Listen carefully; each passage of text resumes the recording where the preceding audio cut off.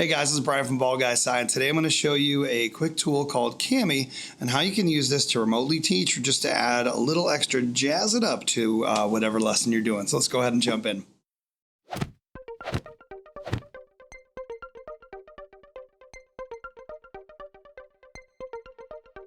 Okay guys, so Cami extension is going to be in the Chrome web store. Just type in Cami extension. Okay, so I already have my Cami extension installed. If I scroll down so you can see this bar at the top, you'll see that I have my extensions up here. I did a video on a couple other extensions you can check out, but Cami's right there, so I'm just going to go ahead and click it. So once Cami opens, you have some options. One, you can open files from Google Drive. You can do an character recognition, where if you want to turn a flat PDF into text. So to make documents editable for students that maybe aren't native in Google Docs or Microsoft Teams or something like that, you're probably going to be opening a document from your computer or from your Google Drive. Now, depending on where you want to send that, you might want to use the created classroom assignment link down below, or you may want to just create this natively in Cami. Most people don't want to do that, but I'm going to open something from my Google Drive down here, and then we'll talk about how we can share that out later as a classroom assignment in Canvas, Google Classroom, or some other LMS. So I'm just going to open this up, and what I'm looking for is a density calculations, and if I search for it, I know it's right there. I'm going to go ahead and open it. What Cami does, it gives you some tools along the left-hand side, and you can see that I inserted a text box here, but you can select things like I just did. I'll take my select tool,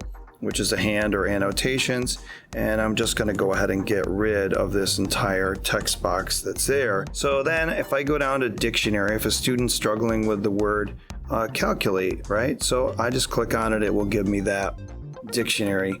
I can do some text to speech. So if a student has things read to them, there's a great way here that they can use text to speech to just highlight and click on text to speech. A spark plug has a mass of 90 J and takes up 15 milliliter. And it's going to go ahead and read that to them. So it's really cool. They can go forward and back and guide themselves through the document right here, increase the speed.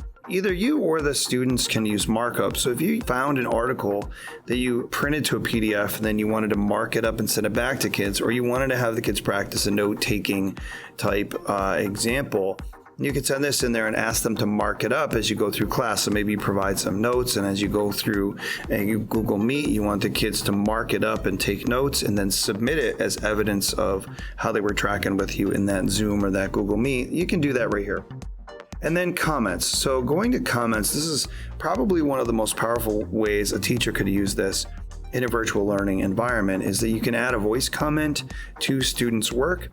You can add a video comment, or you can do a screen capture where you can give the kids feedback. Of course, you have your markup tools down at the bottom. So going to text box, this is obviously where kids could add a text box, or you could, so they could add answers in. These are word problems that require some math. Is when I insert an actual text box like this one, I get a floating menu of tools at the top for formatting whatever that tool happens to be. There are going to be some other things that pop up here as you choose your tools. You might have secondary menus of choices. So I may be looking for the kids to add an equation, and so inserting symbols, changing colors, changing size, they can all do down here.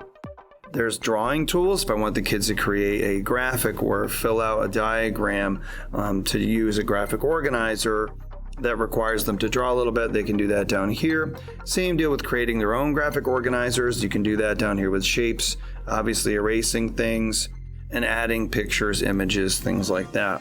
Last of all, you can have students sign their name, or just use that to go ahead and upload an image if they have one. I'm not going to go ahead and use that. But then you have this series of tools over here on the top, and these are the tools that you as a teacher are going to use to decide how you save, share, assign, or if students would submit that document. So right now it just says open the file, share the document, print it, save it.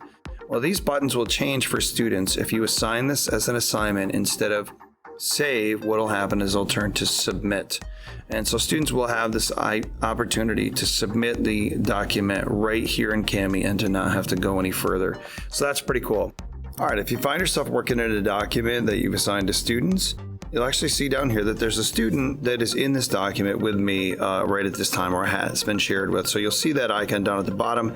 It's a good reminder if you have multiple copies of documents that you're not working in one that is sent out to students has been assigned to students if you don't want to edit it for them, and keep your copy clean and ready to go for the next time. So Kami is really a great tool to allow you to assign interactive documents that wouldn't normally be interactive, or to interact with student work in a way that provides personal and timely feedback to every student.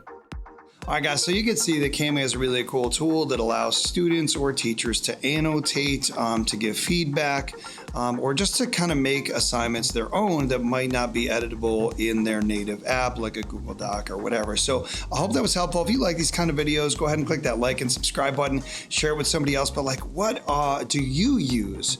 And then stay tuned, because we're going to be looking at another one next time that's very similar. See ya.